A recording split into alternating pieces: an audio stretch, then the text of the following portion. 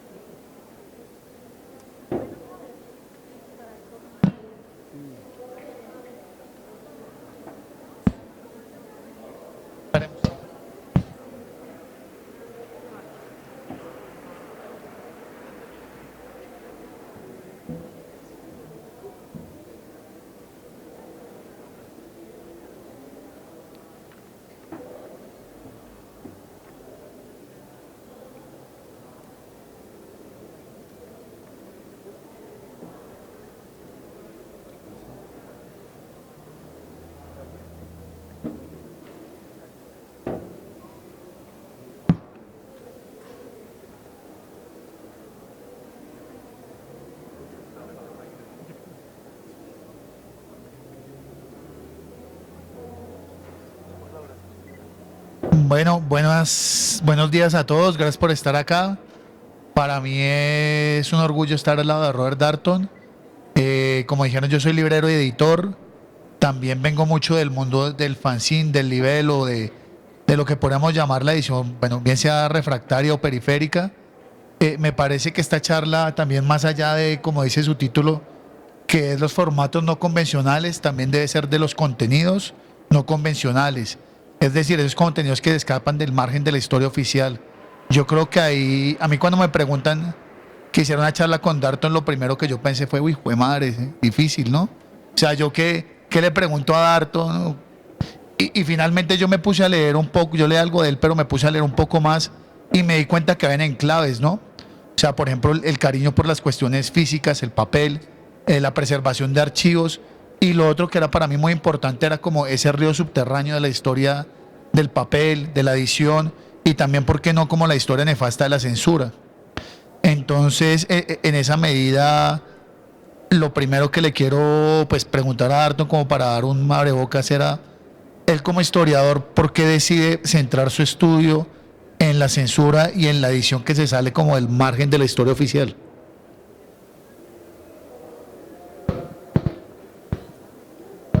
Primero, Marco, quisiera agradecer el Foros del Libro esta invitación, que es un gran honor para mí. Siento que no puedo hablar bien en español, entonces necesito contestar en inglés. So the question was, how did I begin studying this kind of history, which you could call underground history?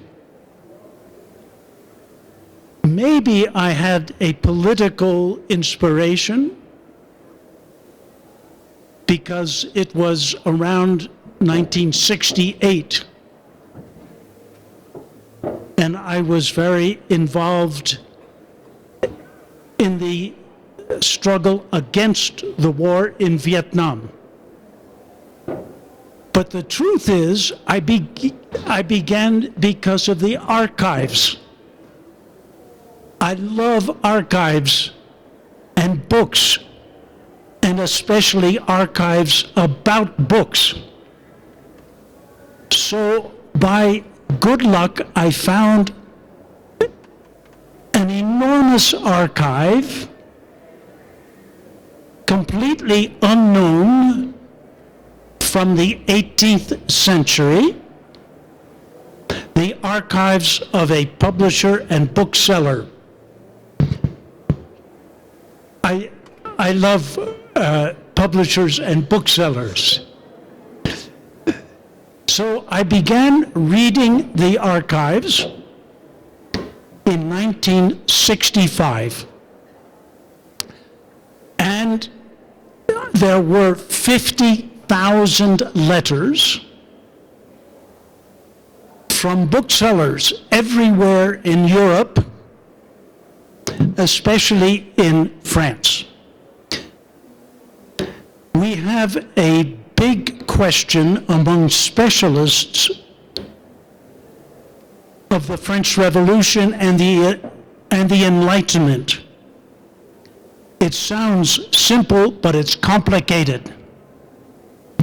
What did the French read before the French Revolution? Well, there's a huge literature about it, and one famous French professor wrote an article in 1910, and he said nobody read Rousseau's Social Contract. So the Bible of the French Revolution, he said, was never read. But he made many mistakes. So many years later, I tried to answer the question. And I have written a sort of retrospective bestseller list. Number one on the bestseller list of books most sold and books really read by the French was Anecdotes sur Madame la Comtesse du Barry. Anecdotes about Madame du Barry, the mistress of Louis XV. And it was full of sex, scandal, anecdotes, and it was very funny. I recommend it strongly to you. So, it's a long answer to your question, Marco, but in general, people read books that have been forgotten by history, and we historians need to recover the literature that really circulated if we want to understand the mental world of people in the past.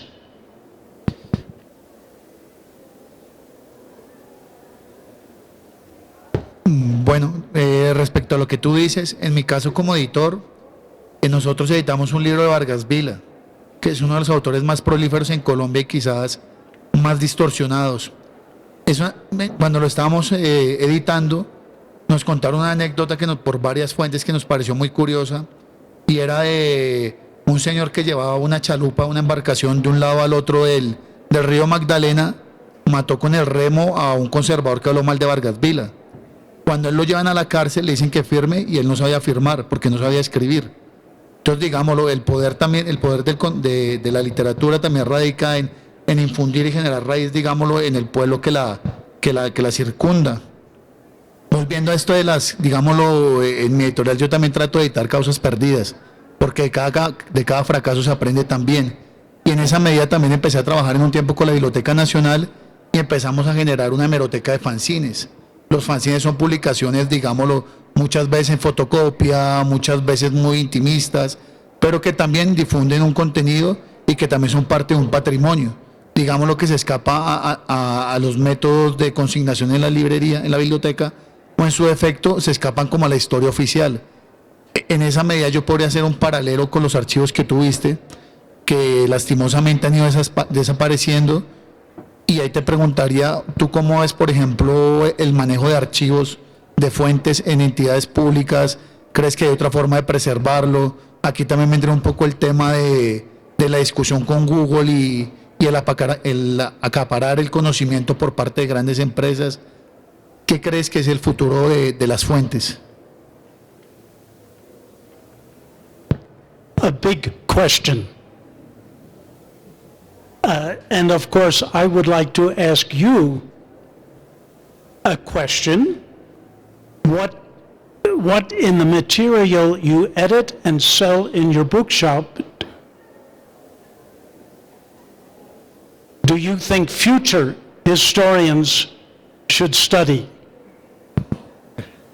But first, I will try to answer. So,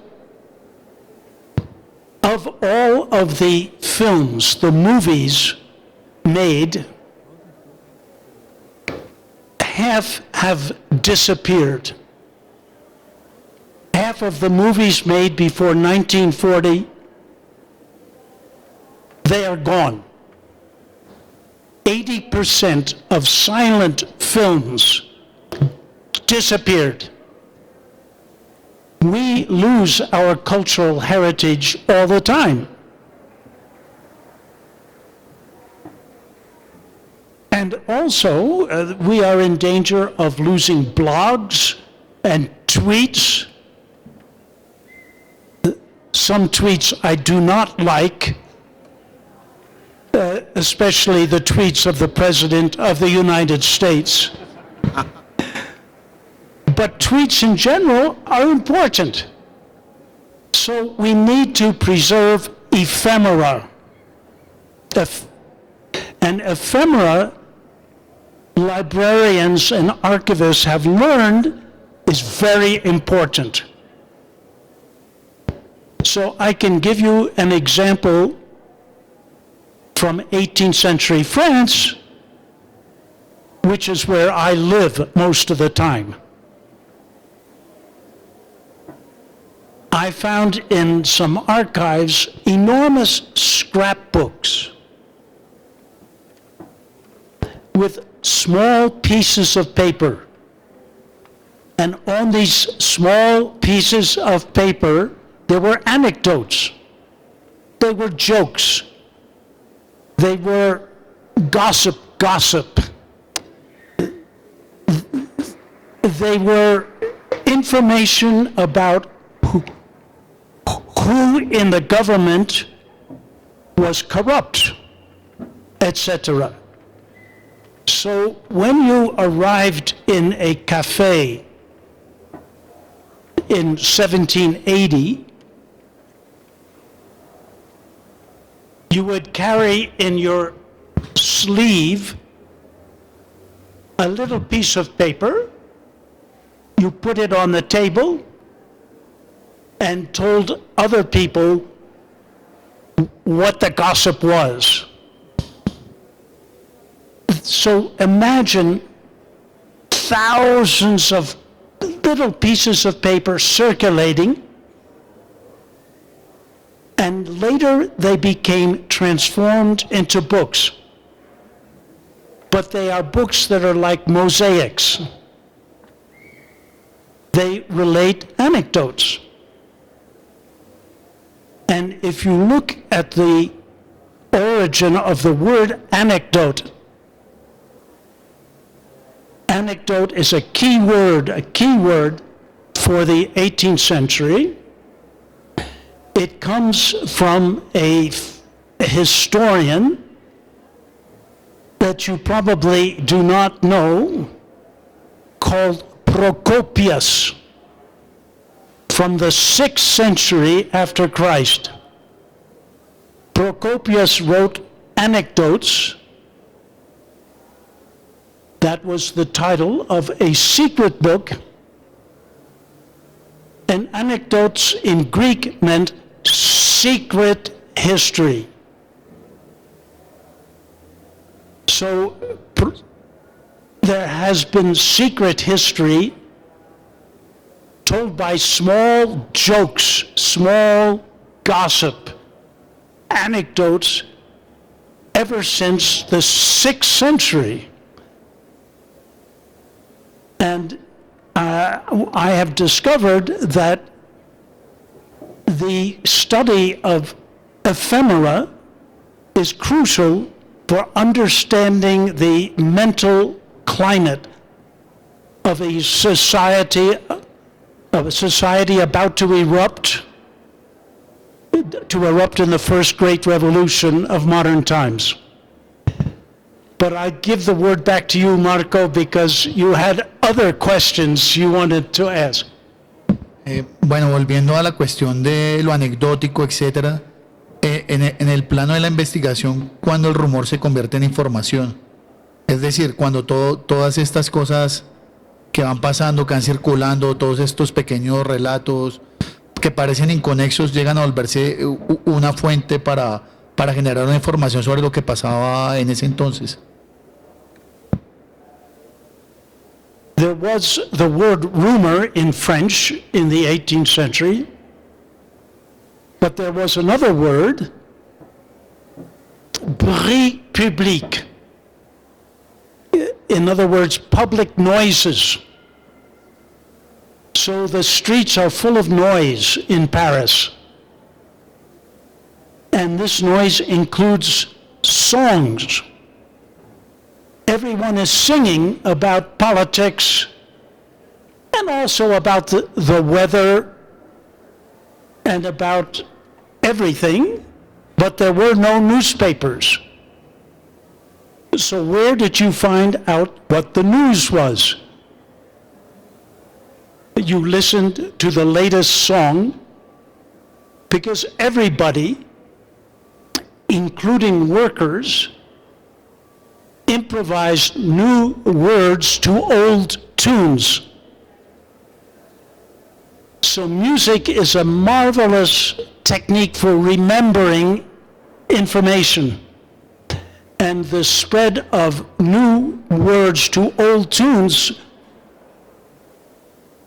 was a kind of sung newspaper, a newspaper sung. Well, the world exploded in 1789. It would be too simple for me to say songs caused the French Revolution. But if you take songs, anecdotes, rumors, bruit public,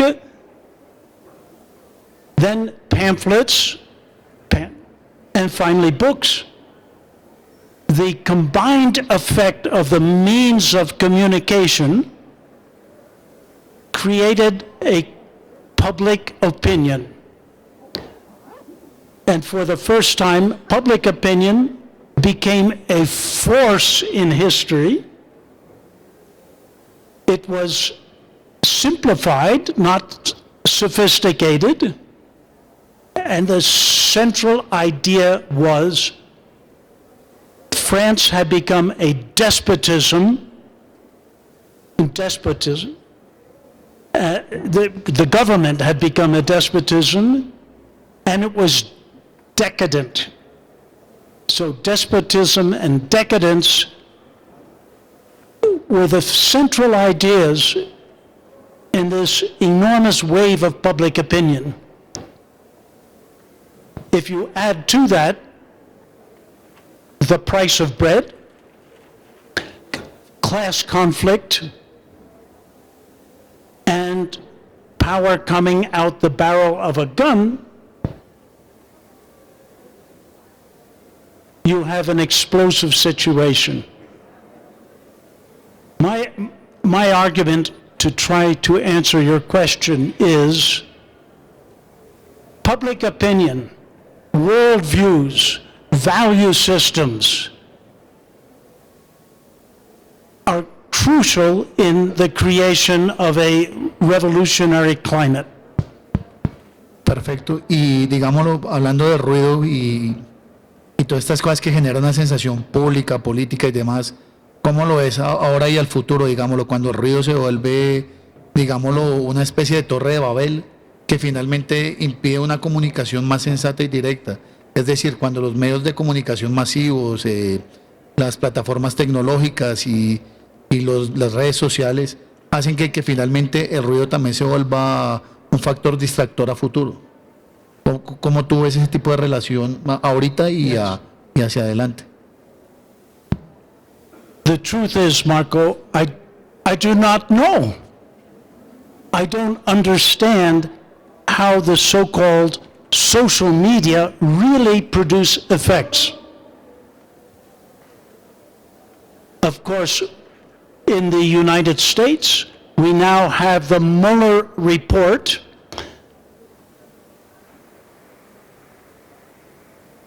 but it remains secret, and we hope we will understand more about how public opinion was affected by the social media and how it was manipulated by Russia. Could it be true that Russia was the crucial force in the election of Trump? We don't know, but I think it's possible. So the media now can have a very destructive effect, and we have the danger of what we call silo communication. So a silo means you just communicate with people who think the way you do,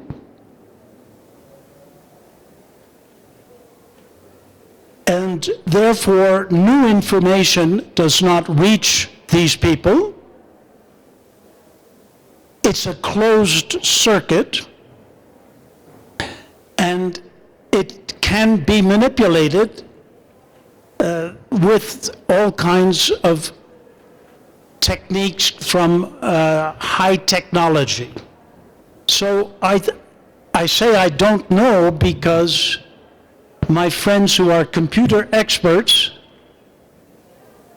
tell me that public opinion is now endangered, and there is a large feeling that experts are not trustworthy.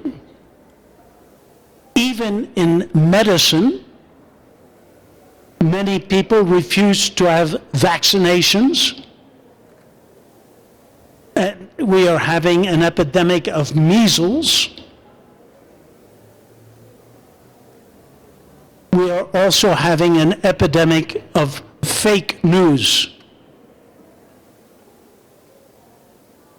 So the whole nature of journalism has been transformed. And much of this distrust is directed against professional journalists. So this is a dangerous moment. And however, there is also some common sense. So I remain optimistic, but I don't pretend to understand the new communication system. I spend most of my time in the 18th century trying to understand the old system of communication. Bueno, volviendo a las frases que nos abocan a este foro, que es los formatos, digámoslo, y también yo creo que los contenidos, ¿cómo tú estudias del siglo XVIII, XIX, ves la relación, digámoslo, en el medio impreso, de también cómo, digámoslo, la figura del librero era una figura casi que tiránica, y a mí me interesa porque soy librero, y cómo va cambiando también esa figura un poco a una función más social, al igual que el libro? Cómo el libro nace como una cosa casi que de culto para una pequeña élite, y finalmente también termina convirtiéndose como un agitador cultural. O sea, esa transición, ¿cómo la aprecias o desde dónde la distingues? Actually, my last book was about booksellers.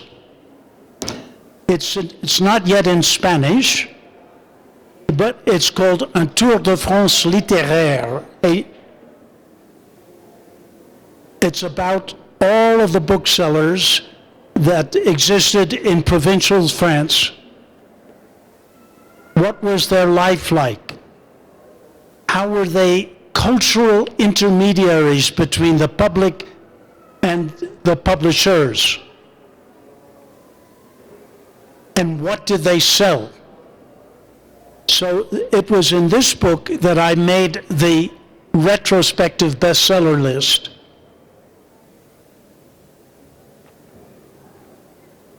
And so I think I now can say what was the literary diet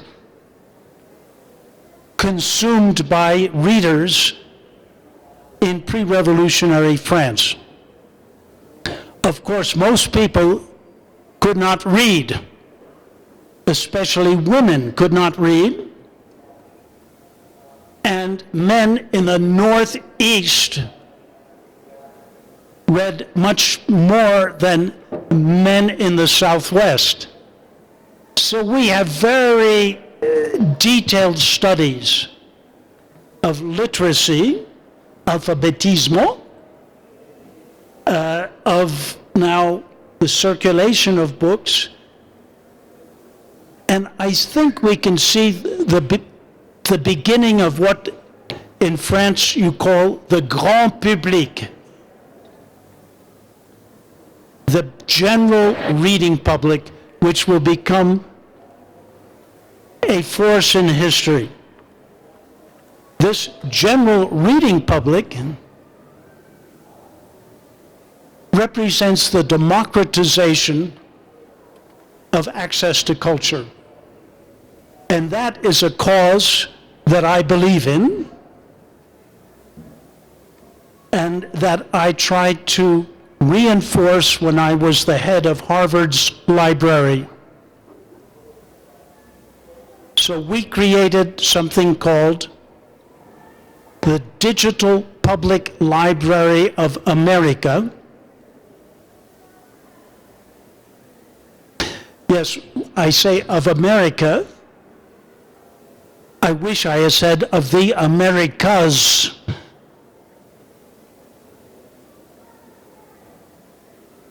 Because the ambition is to make all books available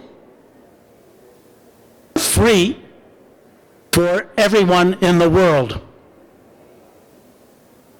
And we have now digitized 30 million books, and they are available free for you, not only for estadounidenses. I think we will have in 10 years a worldwide public library. But it's not a threat to private booksellers. That's a complicated subject, which you might say, are you in favor of free access to books online? Online. Yo pienso que el problema de la circulación del libro no es que sea gratuito o no, porque o sea, yo creo que es la formación de lectores, porque digámoslo, acá hay cantidad de libros. Por ejemplo, en mi librería tengo Libro al Viento, que es una iniciativa muy bella, y la gente no recoge los libros así sean gratis. Entonces, digámoslo que o sea, el hecho de hacer la gente llegar al mundo del libro es un hecho muy complicado. Digámoslo que quizás la pedagogía que se da en el siglo XIX, desde el Pasquín, desde la Octavilla, desde el Libelo, fue una forma de empezar también a generar un público, digámoslo, diverso.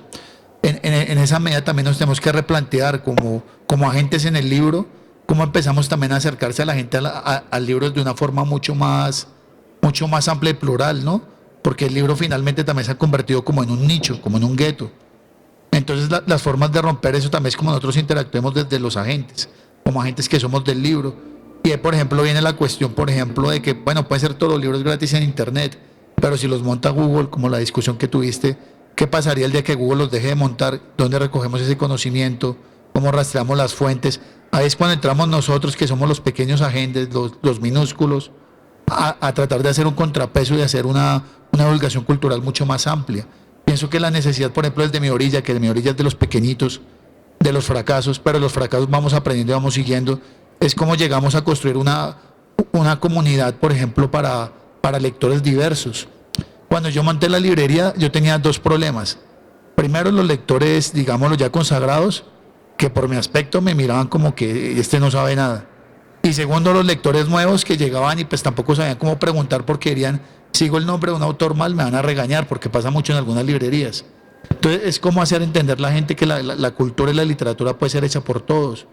Lautremont decía que la poesía puede ser escrita por todos. Yo pienso que la cultura y la literatura también debe ser agenciada por todos. En esa medida existen las apuestas minúsculas que apostamos también a generar diversos conocimientos y diversos pensamientos frente a ese gran umbral, porque es que ¿qué sacamos? Que circule el libro gratis o que haya la mayor cantidad de libros impresos en el mundo hoy en día, cuando finalmente el mercado colombiano prácticamente lo dominan los distribuidores. Entonces eso también como que cierra el conocimiento, lo sesga, a nosotros también nos pone la tarea más difícil, porque nos empieza a cerrar como los espacios.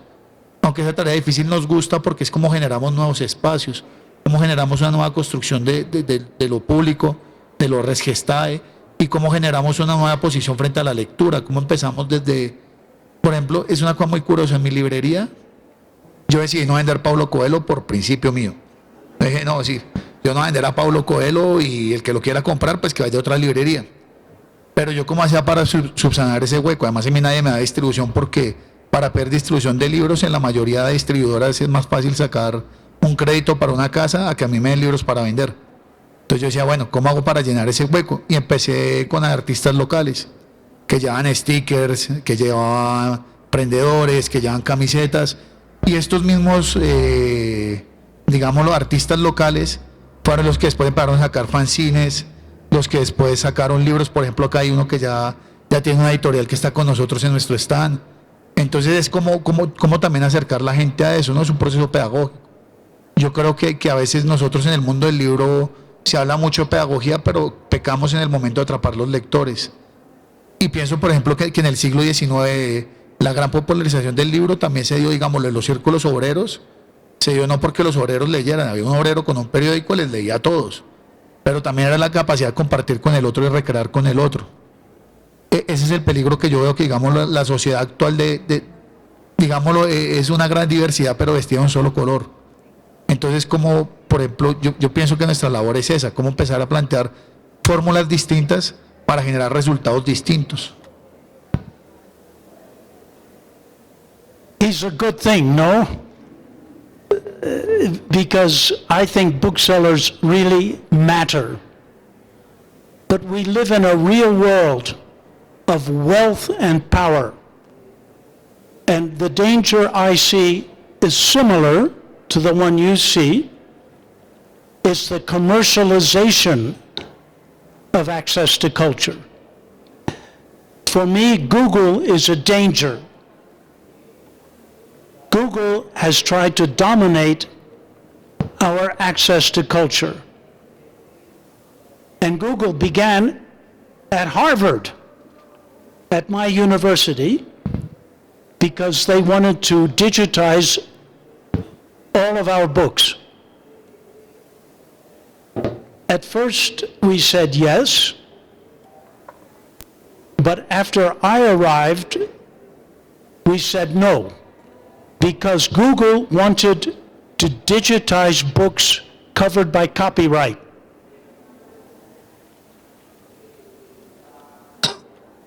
Then Google went to other libraries, Michigan, California, Stanford. They all said yes. So Google began digitizing all the books in the world. They made an estimate there are 30 billion books in the world, and they claim to have digitized 13 billion. Well, I'm a skeptic, but as soon as they developed a large database, they were sued by authors and publishers for breach of copyright.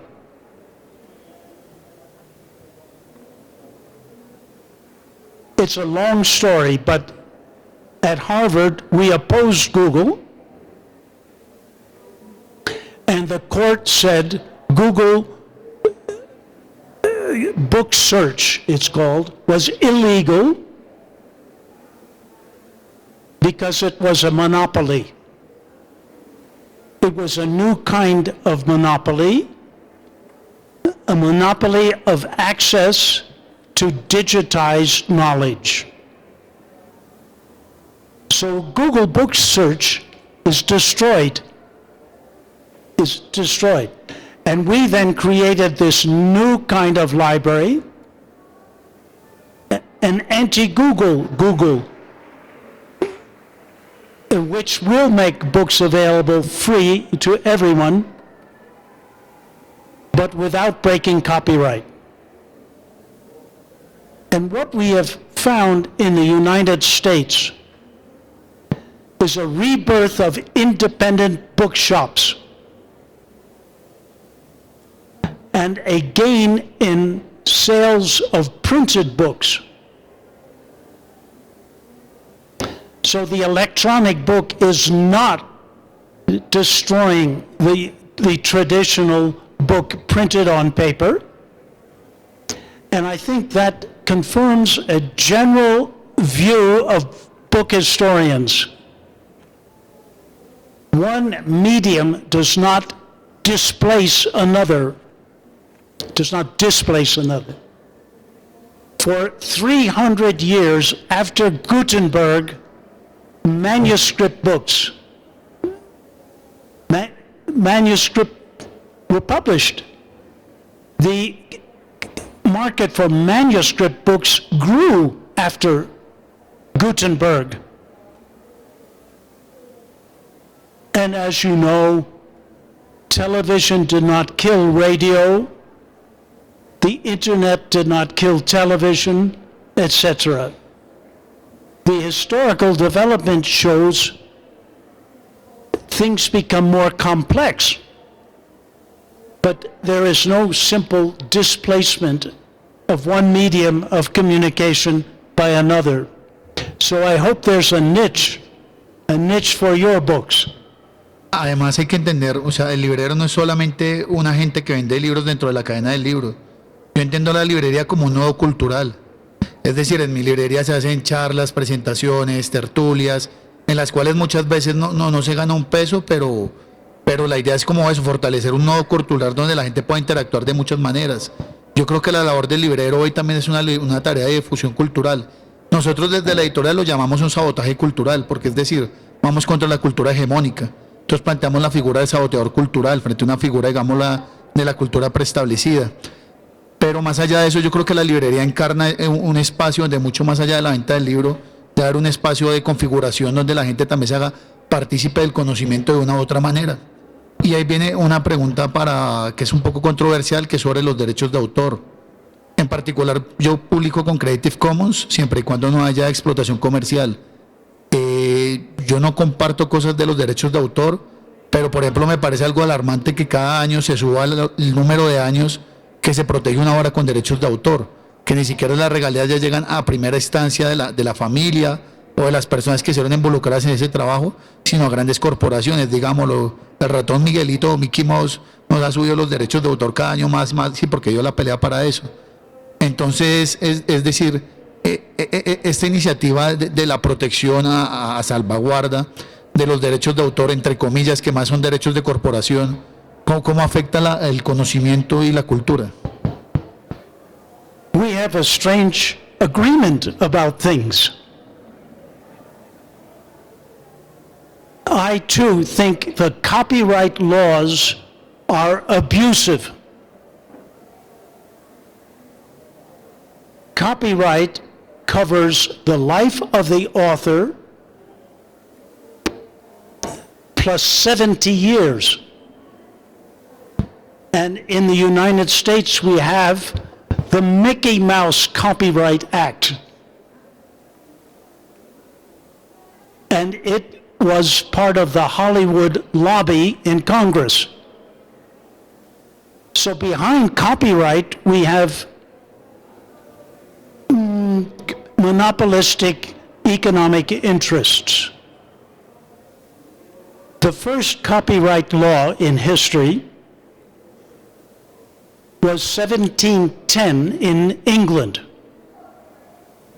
And that created copyright for 14 years, renewable once. And this law was adopted in the United States in 1790 with the first U.S. copyright law. I think that was much better then than it is today. And personally, I have made several of my books available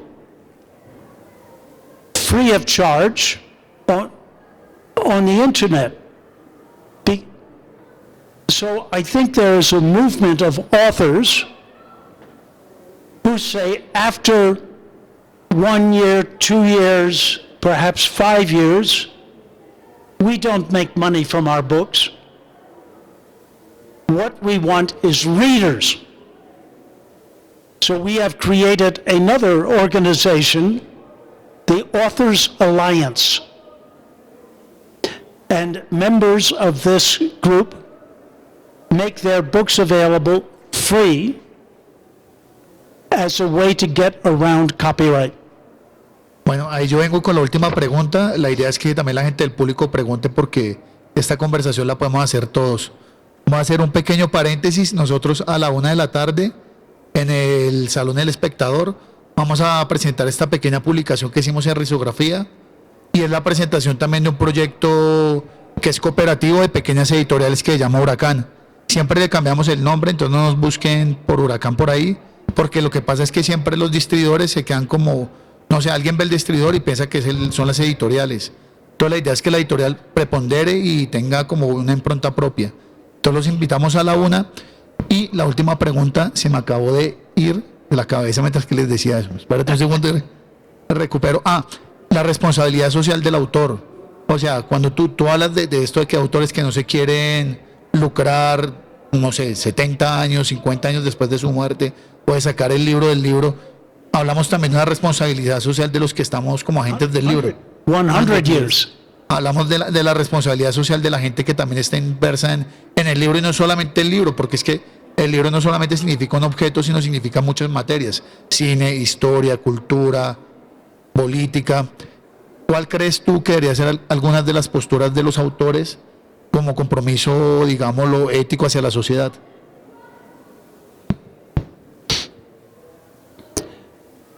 I should repeat that we live in a real world of money and power.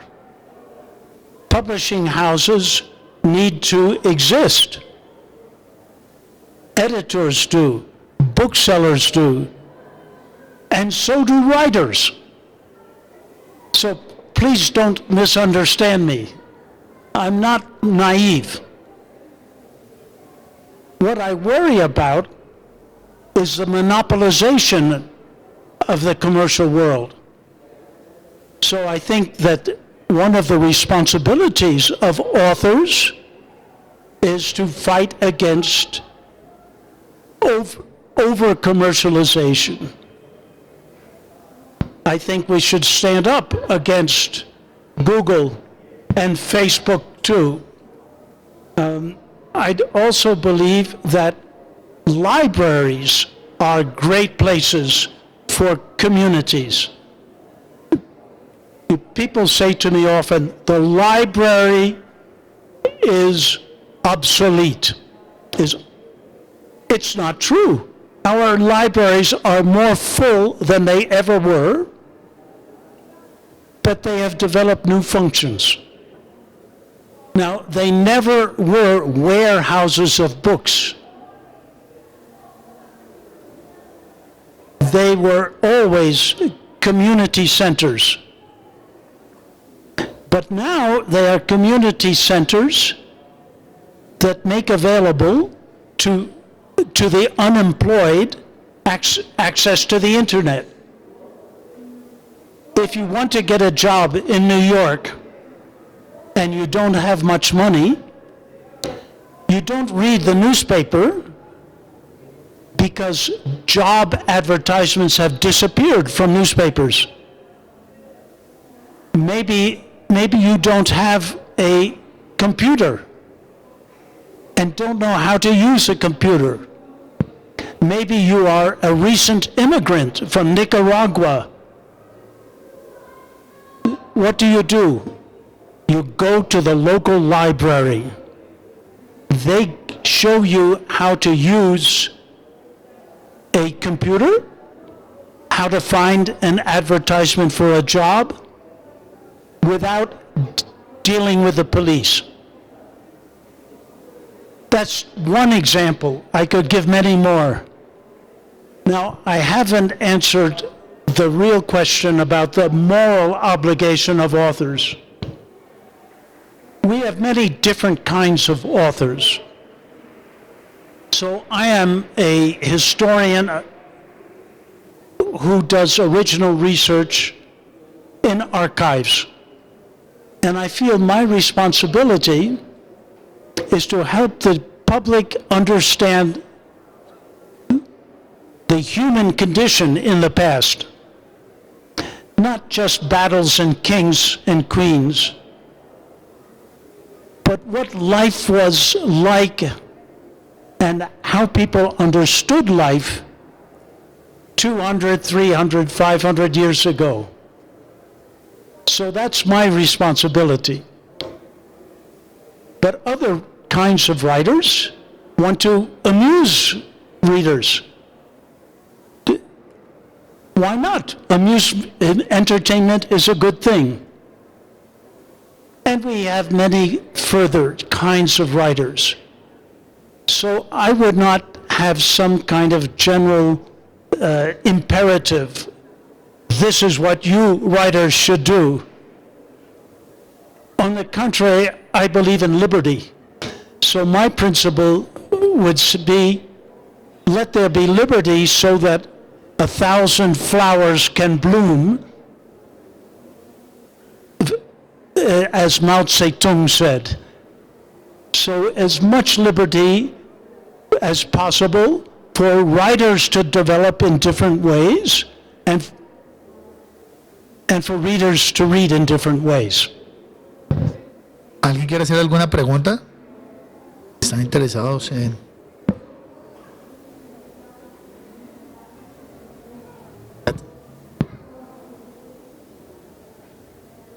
Creo que hay otro. No, ya, allá hay una. Ya se lo... Va, una, dos, ¿alguien más? Tres. Hagamos rondas de tres. Ya. Gracias. Ante todo, bueno, felicitar de corazón a este gran exponente porque retoma un sentimiento altruista que desafortunadamente siento que se pierde con la comercialización de los libros. ¿Sí? Y eso es algo que hay que rescatar indiscutiblemente en nuestra sociedad. Entonces, una sincera felicitación tanto al moderador como al excelente exponente. Y una pregunta. ¿Cuál, según su conocimiento, su vasto conocimiento, fue el primer libro que se dio a conocer o que en este momento se sabe cuál fue la primera publicación del primer libro? Gracias.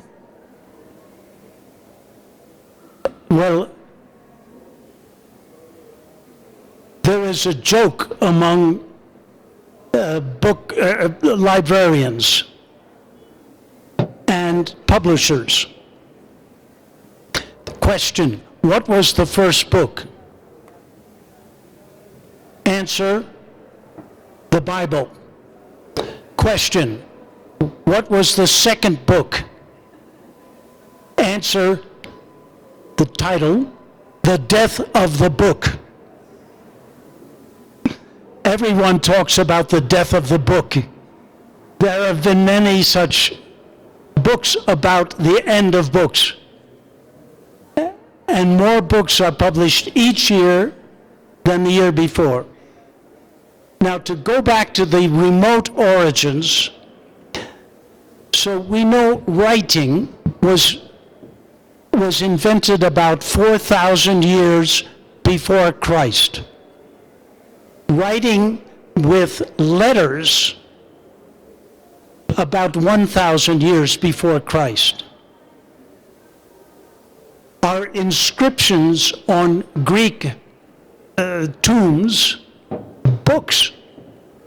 What is and what is not a book? It's very hard to say. But certainly there is a huge history of books that goes back many centuries before Jesus Christ.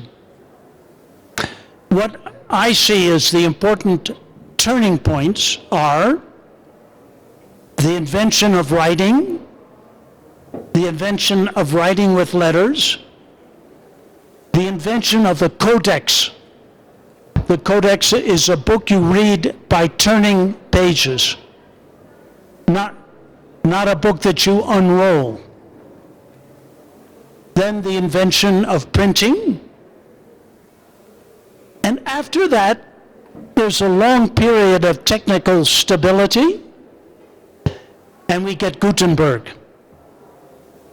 So I won't go into the whole story, but my point is there's a long, long history of communication by writing, and different forms of writing go far back into the past.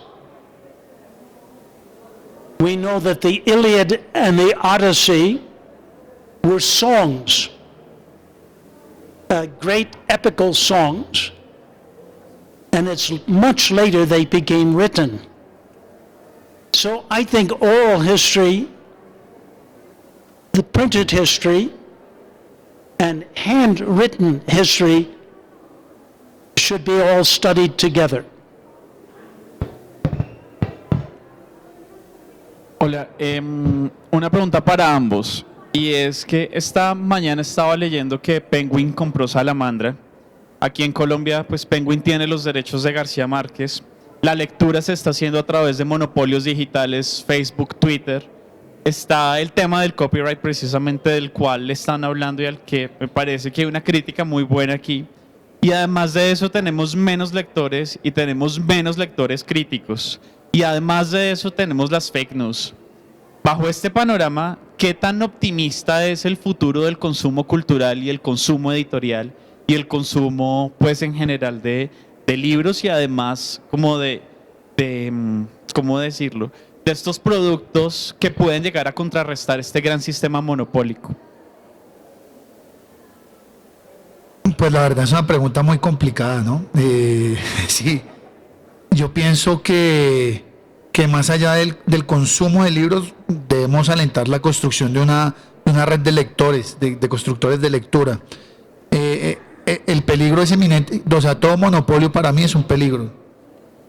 Y yo pienso que la salida que tenemos es nosotros mismos reactivarlo y hacerlo en primera persona.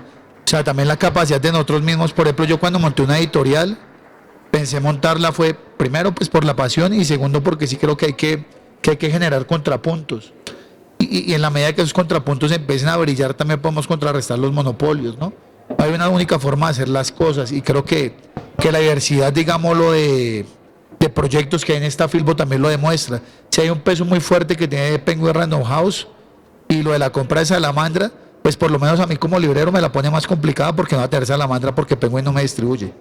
Entonces, por ejemplo, a mí en términos de mi librería me la pone más complicada. Pero yo no tengo que pensar, o sea, mi labor como librero no es solo vender libros.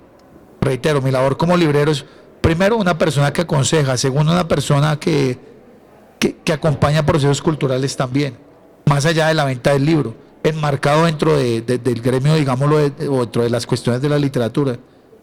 Yo pienso que igual no es la primera vez que los grandes monopolios de impresión generan este tipo de dinámicas. Por ejemplo, Minotauro también lo compraron, y fue un sello que le dieron desuso mucho tiempo para volverlo a reactivar. Entonces pienso que es la dinámica propia del monopolio del libro.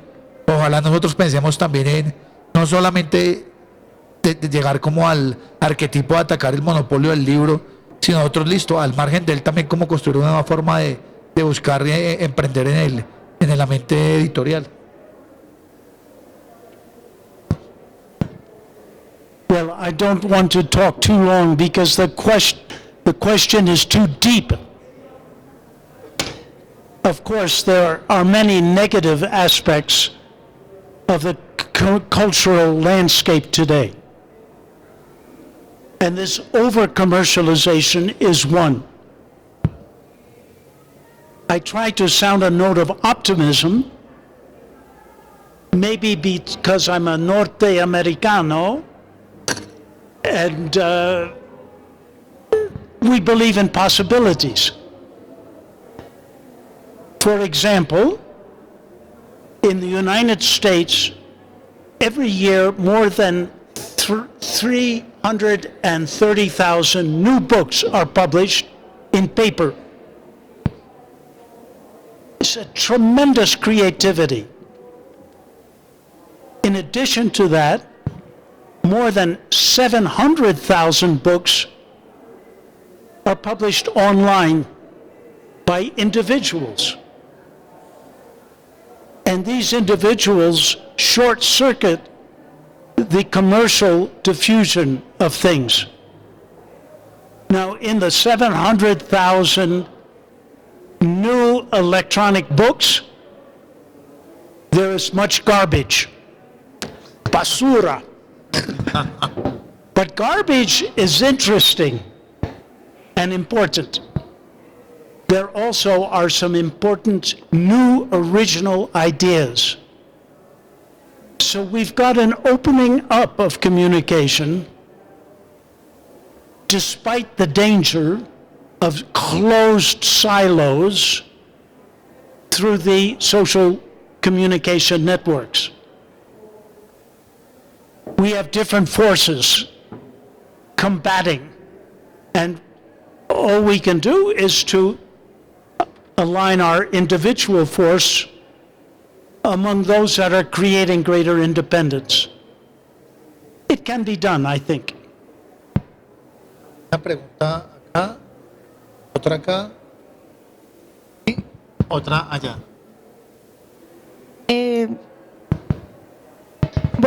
Mi pregunta, digamos que nace de la conversación que ustedes tenían hace un rato, en la que Darton le decía que sí, los historiadores deberíamos aprender sobre los fanzines. Y digo deberíamos porque, primero soy licenciada en Ciencias Sociales y soy estudiante de Historia. ¿Y por qué digo esto? Porque digamos que Marcos también ahorita retomaba una cuestión bastante importante, y es el hecho de la pedagogía, cómo hacer que pues la gente tenga un mayor acceso, que la gente realmente se interese por leer. Digamos que mezclé esas dos cosas porque sí me parece importante el hecho de que tengamos como en cuenta historiadores como usted, Robert Darton, que hace un manejo de fuentes pues realmente admirable, en el que digamos que ya uno pensaría más en la historia cultural, ¿no? Fuentes propias también de la historia cultural. En ese sentido, creo que los historiadores no solo debemos como fijarnos en cuáles son nuestras fuentes de estudio, sino también en la difusión que vamos a hacer de textos o en sí de la historia. Digamos que ya ligando eso que he mencionado, creería pertinente, digamos que sí, que los historiadores realmente también tengamos un acercamiento, a modos de libros o de difusión, como también lo son los fanzines. Por ejemplo, todas las críticas sociales y políticas que se hacen de puro veneno, o sea, realmente es algo en lo que también podría intervenir propiamente un historiador, o se puede ligar también a los estudios sociales. La pregunta pues sería como más o menos ustedes qué piensan acerca de esto. Darton, ¿qué piensa? ¿Cuál es el papel del historiador en la actualidad? cómo difundir historia, cómo hacerla más cercana, cómo hacerla llegar realmente a todos los públicos. Y pues también Marcos, como qué piensa de ligar fanzines y demás a toda la cuestión social, política e histórica. Gracias. Bueno, respecto al fanzine, yo pienso que existe antes de llamarse así. O sea, el fanzine es como la contemporaneidad de la necesidad de editarse, ¿no? Existió el pasquín, el libelo, las octavillas, como dije anteriormente. Pienso que todo hace parte de la misma herramienta y es la capacidad del individuo, en primera persona también, de buscar una voz, ¿no? De buscar cómo expresarse. Yo, por lo menos en mi caso particular, yo me empecé a politizar muy tempranamente y a como conocer otras realidades del mundo debido al fanzine y a la música. O sea, el punk para mí fue como la banda sonora de mi vida y venía acompañada como del fanzine. Entonces, por ejemplo, a mí me llegaban discos de otros lados y venían con una octavilla plegada, con imágenes dibujadas, y decían, por ejemplo, lo que estaba pasando en Perú, en México, en Estados Unidos. Entonces yo aprendí, digámoslo, en un país totalmente conservador y hermético, como que tenía otra realidad del mundo. Por ejemplo, yo en los 80 sabía qué pasaba en el País Vasco, cuando acá nadie sabía qué era el País Vasco, o la lucha antinuclear, o por ejemplo qué pensaban los punks en México. Y era como una intranet, digámoslo. Es que yo creo que el mundo se rompe en dos después de que el internet se vuelve de consumo masivo. Entonces, digámoslo, había como una intranet punk, una cosa muy pequeña, pero a nivel global. O sea, yo mandaba cartas a Japón. Yo en el 92 mandaba cartas a Japón traducidas con un diccionario de Larousse y con un inglés inmundo. Y allá me respondían igual y me llegaban discos de allá y también llegaban cosas que uno empezaba a buscar, como por ejemplo, una vez me mandaron unos fanzines de Grecia, y en ese momento nadie traducía griego y los tuve guardados hasta que conocí a alguien. Pero por lo general se manejaba el inglés o el español. Y uno aprendía otras realidades, digamos lo que esa es la labor del papel, se ve ahí, ¿no? Y la labor de la música, como dice Darton, o sea, son comunicantes de episodios sociales, o sea, no se pueden desprender de una realidad. Y yo creo que la vitalidad del fanzine radica como herramienta o como arma impresa de eso, de que requiere más voluntad que otra cosa. O sea, no requiero sacar 1000 ejemplares, los puedo sacar en fotocopia. También es como la imaginación contra el poder, como dice el esquema y el eslogan del mayo del 68. Es también, digamos, lo que el fanzine permite todo eso. Ahora, ¿por qué se da la pelea de que entren los fanzines a la Biblioteca Nacional? Porque, digámoslo, la labor de una biblioteca es la de la preservación, sí, un patrimonio cultural, etcétera, y los fanzines escapan como a la dinámica de inserción dentro de ella. Entonces, digámoslo, en principio fue como una apuesta de decir, es que acá también se dicen cosas, o sea, esto no son solamente dibujos o adolescentes que están retraídos, o sea, hay gente de 40 años, me incluyo, que saca fanzines, todavía me gusta. Entonces también, pero también retrata, por ejemplo, hay de poesía, hay animalistas, hay hasta fanzines de satanismo, o sea, también retrata toda una entidad cultural, y en esa medida que los tenga la biblioteca, también implica como una preservación de aquí a 80, 50 años, 100 años, que de pronto aparezca otro Robert Darton que esté interesado por los fanzines, ¿no? Es como también, esa es la labor que debemos hacer. Entonces yo creo que eso es desde el fanzine, y no solo desde el fanzine, desde la publicación. Yo creo que como pequeño editor pienso que nuestra labor es esa, como yo no saco los libros 100% de acuerdo con el contenido muchas veces. De hecho, yo saqué un libro sobre transgéneros y, por ejemplo, no me gustaba que es una dinámica muy consumista. Sí, o sea, era muy chévere estar con ellos, pero era como la niña rica del colegio. Entonces todo el tiempo pensaban en consumir, en posar, etcétera. Pero yo lo saqué porque mi necesidad era mostrar otra realidad. Sí, una realidad que la historia oficial en ese momento, ahora no, porque se sacó hace como 4 años cuando no estaba de moda el tema, trataba de ocultar. Entonces mi labor como editor también consiste en eso, buscar fenómenos que de una u otra manera están tratando de ser como sacados de la beta, sacados de la calle, y recuperarlos y de una u otra manera darles una importancia en impreso, en escrito. I think Marco has answered very well, so I don't want to talk too much. But to simplify, I would say that I study fanzines from the 18th century. This kind of ephemera literature turns out to be very important, and I believe I can prove it in the books I write.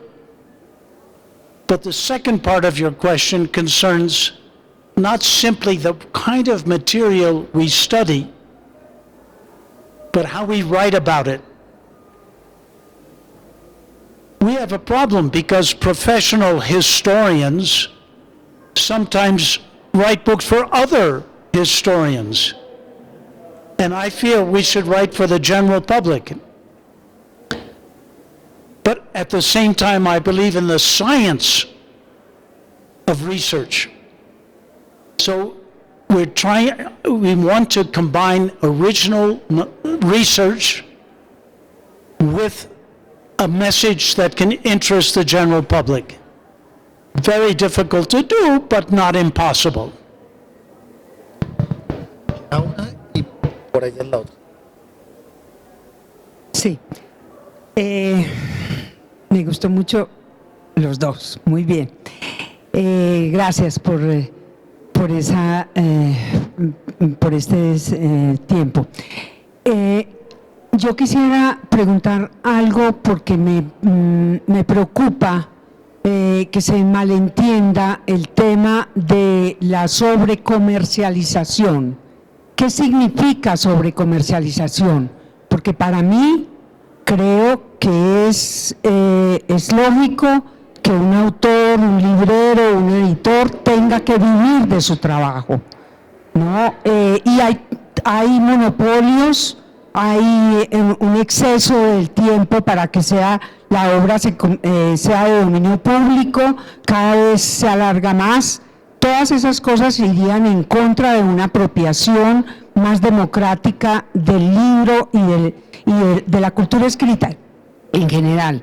Pero me preocupa que quede en el ambiente la idea de que comercializar libros está mal, porque entre otras, los gobiernos muchas veces sienten que las personas que venden libros y que comercializan con los libros son personas que están comercializando con la cultura, haciéndose ricos con eso, cuando la mayoría de los editores pequeños, medianos, los llamados independientes, que no sé muy bien qué es lo que son, viven de eso y están haciendo una labor social, una labor cultural y una labor de formación de lectores también.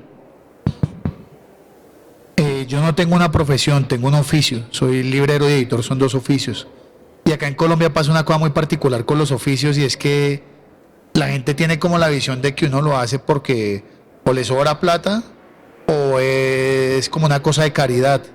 Digámoslo, o sea, yo sí creo que en medio de una condición social actual, pues todo sí o sí cae por un medio, digámoslo, de compra y venta y de consumo.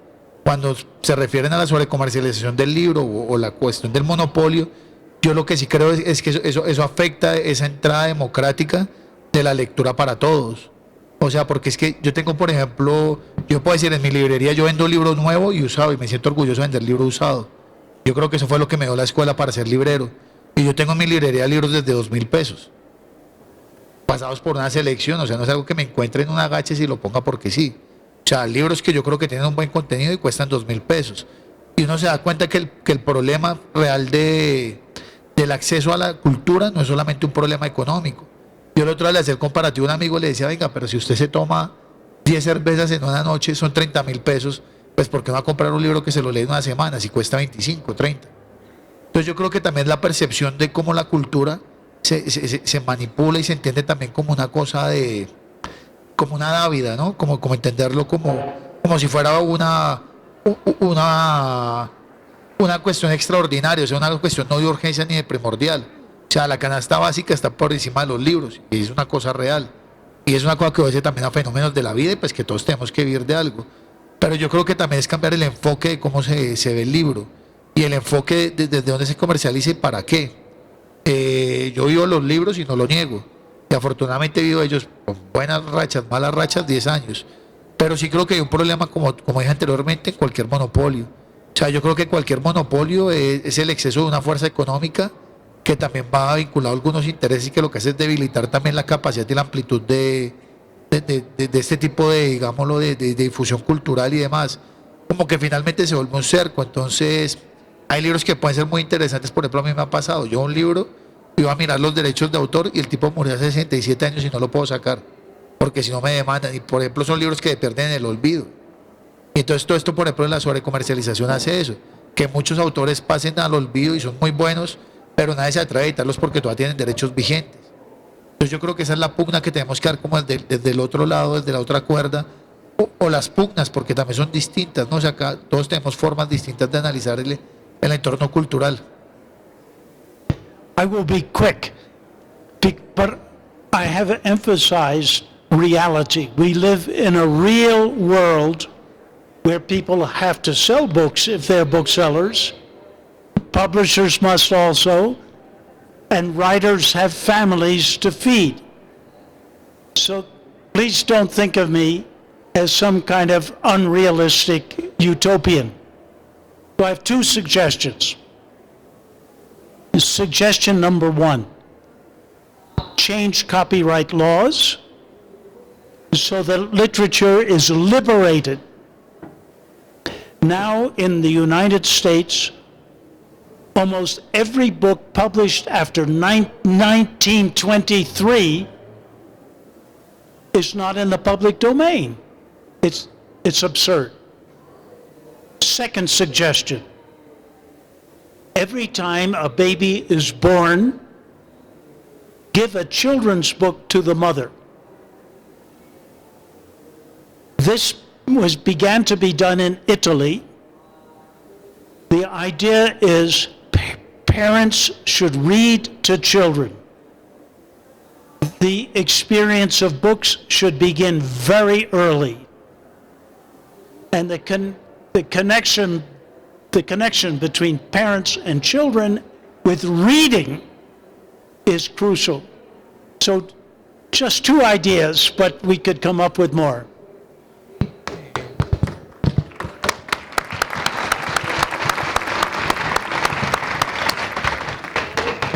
La última pregunta y cerramos.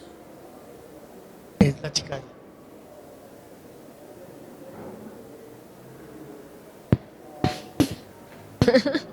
Ok, primero quería como agradecer pues la obra de Robert Darnton.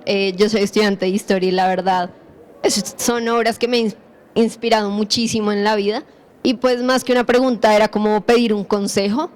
Yo ahorita estoy haciendo mi trabajo de tesis y es sobre una comunidad que se llama Agua de Dios, y fue una comunidad aislada totalmente históricamente porque a este lugar llegaba la gente con lepra, y este lugar fue en el siglo XX fue cercado y nadie podía salir de ese lugar, solo podía entrar gente a dejar comida y pasaban por un proceso de desinfección. Bueno, era como un campo de concentración. Y los estudios históricos que hay sobre Agua de Dios son muy, ¿cómo se dice? Como anecdóticos, o sea, son como en 1900 tal sucedió esto, en 1800 sucedió esto, en 1900 sucedió esto, pero no hay, digamos, preguntas acerca de Agua de Dios que giren en torno como a qué pensaba la gente en este lugar estando aislados. Y eso es lo que yo quiero hacer, digamos, en mi proyecto. Y he encontrado muchas fuentes, la verdad, demasiadas culturales, porque ahí llegaba gente tanto de las clases altas como de clases bajas, y llegaba gente de muchas regiones, llegaba gente de fuera de Colombia a este lugar, y crearon como un tipo de cultura para sobrevivir, digamos, a este tipo de situaciones que les estaban pasando. Y, digamos, yo quería pedirte un consejo en cómo acercarse a una comunidad que fue totalmente aislada por la historia colombiana, porque hay muchísimos historiadores que les parece que la lepra era algo que no se debía mostrar en Colombia, se debía hablar de política, de economía, de problemas de ordenamiento territorial, pero la lepra era algo que no se hablaba.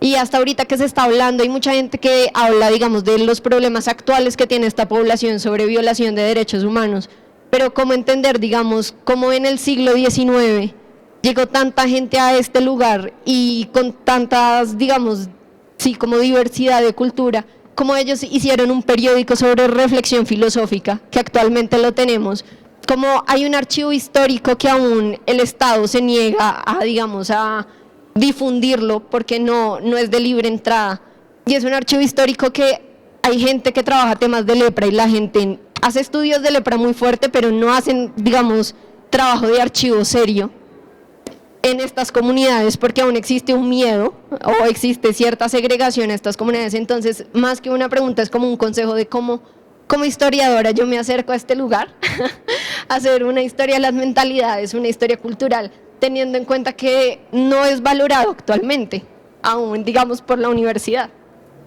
Gracias. Well, I would not pretend to tell you how to do it, but I think everyone here would agree it sounds like an important subject and one worth studying in profoundly. So you have a problem of methodology and a problem of sources. Apparently you do have sources. It's amazing that Lepper should have produced a kind of newspaper. Of course, you would read all of the copies of the newspapers, but how did they learn to produce a newspaper? How did they learn what it is to write a news story? What was their concept of news? Because news is not what happened. It's a story about what happened. So you can get at the narrative dimension of news itself. And also probably these people told stories to one another. Maybe they had songs they sang to children. They had nursery rhymes, perhaps. Maybe they had jokes. We have discovered that cultural history can draw on many different sources and use different conceptual approaches.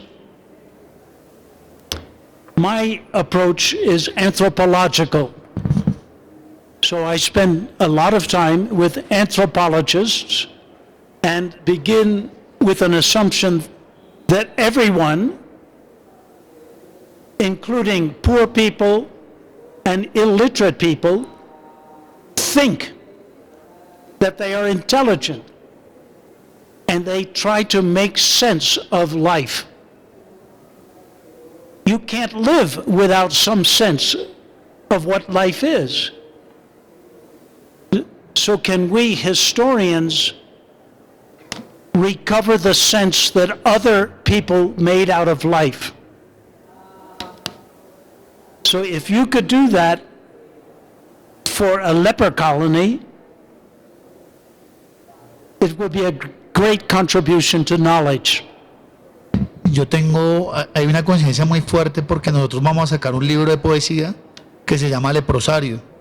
Es un inventario del cuerpo de los leprosos. Entonces hicimos una investigación previa y hay unas historias, o sea, la lepra primero a nivel histórico es una enfermedad maldita, o sea, en la Biblia hay más referencias a la lepra que a la juventud de Jesús. Entonces sí, es una cosa muy fuerte. Además que también es una enfermedad que, digámoslo, no se sabe todavía muy bien por qué da. Es una enfermedad en medio de todo benévola porque lo primero que acaba es el sistema nervioso. Todos los leprosos no sienten dolor. Y hay unas historias muy bonitas. Ahorita no recuerdo muy bien porque estoy un poco como espeso ahora. Pero en la costa había un hijo de una familia muy rica que era leproso. A él lo confinaron en una casa toda la vida. Y él lo que hacía era botar poemas por la ventana porque él no le dejaba tener contacto con la gente. De hecho, en el medioevo los leprosos llevaban con una sábana y con una campanita avisando que llegaban, y la sábana era para no tocar el piso. A él lo confinaron allá para no llevar el agua de Dios.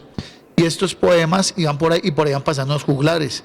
Y unos de estos juglares recogieron parte de estos poemas e hicieron una canción de vallenato de su época. No recuerdo el nombre muy bien, pero es un poema súper extenso y bellísimo. Que es una canción que es de tradición popular y oral muy grande en la costa. Entonces, digámoslo que la lepra, porque nosotros tuvimos ese problema en la investigación. Las fuentes son muy. Acá en Colombia, por ejemplo, el agua de Dios es muy escaso. Y más allá de lo anecdótico, de que estaban encerrados, y esto es muy poco el material que se consigue. Testimonios no hay casi. Hay otro, por ejemplo, el leprosario de Santander, que no recuerdo el nombre. Sí, la nación. Entonces, es un problema que yo también encontré y bueno, es muy curioso que estemos hablando del tema acá, pero por ejemplo a mí eso del juglar me parece una historia súper bonita. Y pienso que si uno investiga las fuentes adecuadas y también darle como el cambio a la investigación en esos términos, de Agua de Dios se puede sacar un trabajo excelente. Porque, bueno, es un tema, digamos, lo que por ejemplo a mí me apasiona. O sea, desde que sacamos el libro he estado leyendo de lepra porque la historia cultural de la lepra, que inclusive en un país conservador como Colombia también tiene que tener, pues, o sea, nada más el nombre Agua de Dios y sanación dan un contexto religioso, ¿no? Pero felicitaciones, muy chévere el trabajo. Bueno, demos un aplauso a Robert Darnton y a Marcos Sosa. Así damos por finalizada Foros del Libro 2019. Los esperamos en Foros del Libro en segundo semestre del año, que es en noviembre. Y los que le quieran ver a Darnton mañana a las 4 de la tarde en Auditorio José Asunción Silva, va a presentar el libro Sensores Trabajando, de cómo el Estado dio forma a la literatura.